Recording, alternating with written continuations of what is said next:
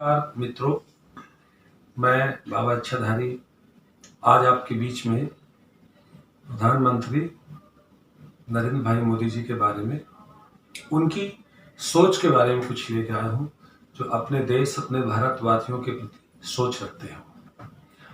पहली वीडियो पे मैंने बताया था कि वो बहुत चिंतित हैं देश में जो मृत्यु हो रही है, कोरोना जैसे वायरस बीमारी फैली हुई है, इस बात को लेकर वो बहुत भयंकर लेवल पे परेशान है। शायद उनकी बातों को आप या तो सुन नहीं पा रहे हैं, या समझ नहीं पा रहे हैं, या अच्छी तरह से फॉलो नहीं कर पा रहे हैं। लेकिन मैं आप लोगों से हाथ जोड़ के निवेदन करता हूं, आप माननीय प्रधानमंत्री जी के बारे में सुने और समझे। जब उनका संदेशा आता है न्यूज में, टीवी में, आप उस बात को फॉलो करें। आप ध्यान से सुनेंगे, हर चीज आपके समझ में आ जाएगी। आपको दुनिया से कोई लेना देना नहीं है। आज हमारे लिए दुनिया हमारे मोदी जी हैं। आप यकीन करोगे कि मेरी जो भी उम्र होगी, मेरे सामने कितने प्रधानमंत्री आए इस देश में, माननीय पूज्य प्रधानमंत्री कितनी बार आए, लेकिन ये एक संत है,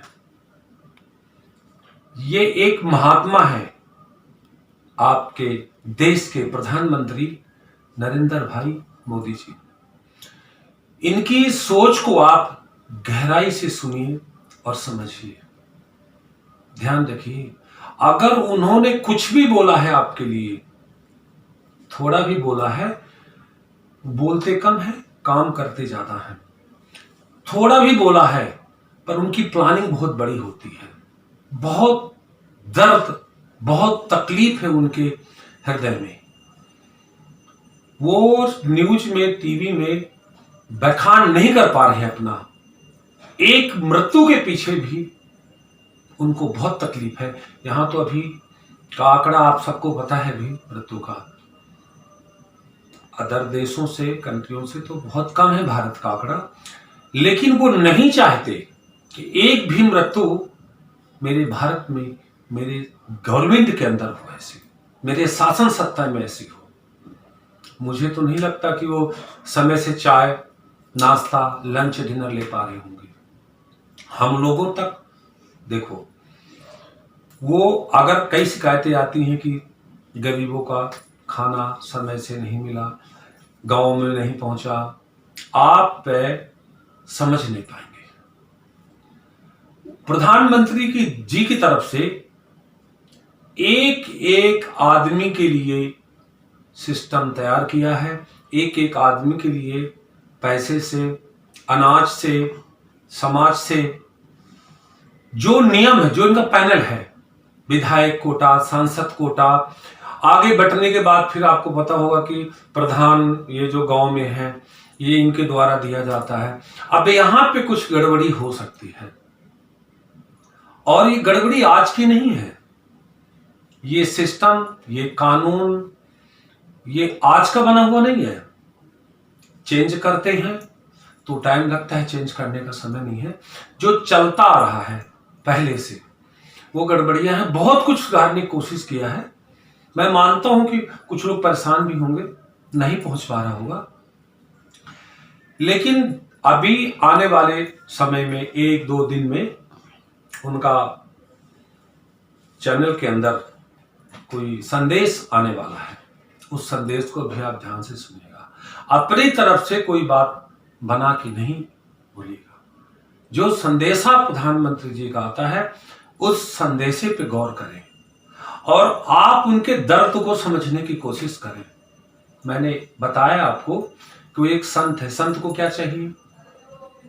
एक महात्मा को क्या चाहिए? कितने भाग्यशाली हैं आप लोग कि प्रधानमंत्री नरेंद्र भाई मोदी जैसा प्रधानमंत्री भारत को मिला है। आपको धन्य है आप। आप केवल उनके नाम पे जी सकते हैं, आप कल्पना नहीं कर सकते। जो सोच वो इस भारत के लिए रखते हैं, जन जन के लिए रखते हैं, उनकी योजनाओं के बारे में तो देखिए, उनके कार्य के बारे में देखिए।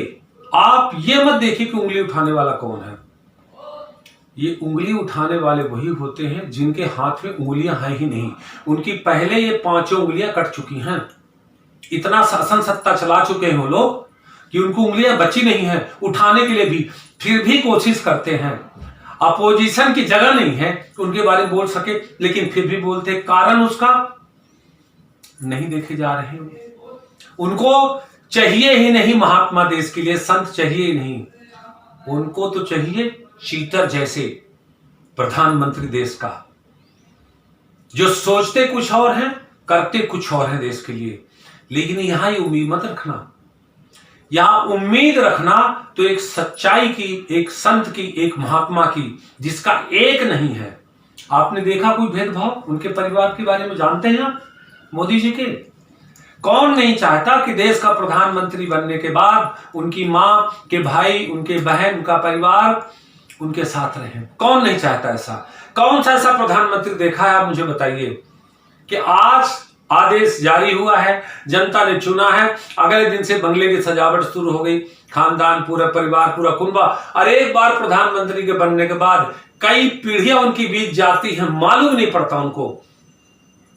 लेकिन ध्यान रहे, मुझे तो लगता नहीं है कि आज प्रधानमंत्री पद से अगर वो नरेंद्र भाई इस्तीफा दे, जैसा कि अपोजिशन चाहती है, या 100 साल बाद दे, या 50 साल बाद दे, या 20 साल बाद दे, उनके पास इस सरकार का 1 रुपया फंड का नहीं होगा। कल्पना नहीं कर सकते आप।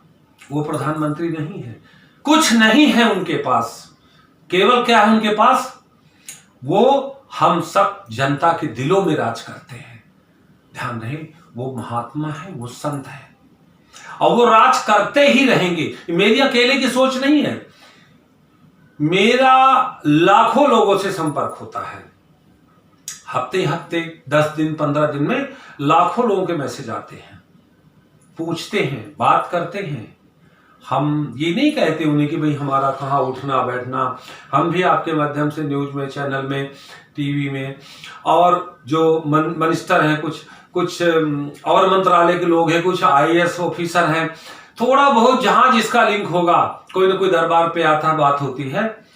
मैं तो यही देखता रहा हूं अभी इनके शासन सत्ता में कि 100 लोगों में से 99 लोग अभी माननीय प्रधानमंत्री नरेंद्र भाई जी के बारे में जयकारा लगाते हैं। एक दिन तो मैं आपको एक घटना बताता हूं। कोई कांग्रेसी लीडर गोवा गया हुआ था, मैं लास्ट ये लॉकडाउन से पहले, तो मुझसे पूछा कि गुरुजी आप कौन सी पार्टी को मानते हैं? मैंने कहा पार्टी को नहीं मानते किसी को, हम तो मोदी जी को मानते हैं। तो बोले मोदी जी तो बीजेपी के हैं। तो मैंने बोला होंगे बीजेपी के, मुझे पार्टी से लेना देना नहीं है, मुझे काम से लेना देना है कि देश के लिए काम कौन कर रहा है, देश को अपना कौन समझ रहा है, देश में मतभेद कौन नहीं पैदा कर रहा है, दुश्मनों से रक्षा कौन कर रहा है। फिर उन्होंने खुद बोला कि गुरुजी मैं तो कांग्रेसी हूं। लेकिन देखो कांग्रेसी होने के बाद क्या बोला, वो गोवा के राजा हैं। अभी पता लगा 10 दिन पहले उनकी डेथ हो गई है। पहले कांग्रेस से वो विधायक भी रहे वहां से। वो कहते हैं गुरुजी नमन है मेरा प्रधानमंत्री मोदी जी को। और मुझे भी बोला कि आप जैसे भक्तों को पूजा 2 ही जगह की जाती है, जहां आपको शांति मिले या आपको विश्वास हो। लेकिन इस जगह है आपको शांति भी है और विश्वास भी है। यकीन कीजिए, अगर मेरी बताई हुई बातों में आपको भरोसा हो, यकीन हो, मैं आपसे फिर मिलूंगा कभी, तो आप इस चैनल को लाइक, शेयर, सब्सक्राइब करें और अपने सर्कल, समाज, दोस्तों में इसको शेयर करें। धन्यवाद। बाबा इच्छाधारी, दिल्ली से।